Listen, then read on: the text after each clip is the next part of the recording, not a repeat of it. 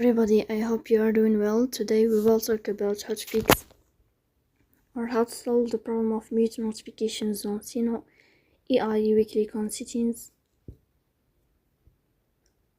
You will click on apps, default apps, app settings. In this list you will search about the application of Suno and you will click here. In this page of app info you will click on first stop and you will click OK. Here you will click on storage.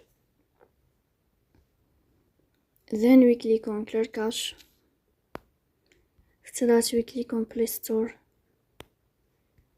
You will search about the application of Suno AI. If you find update, you will update your app. So that's all. Don't forget to press bell, like and subscribe. See you next time.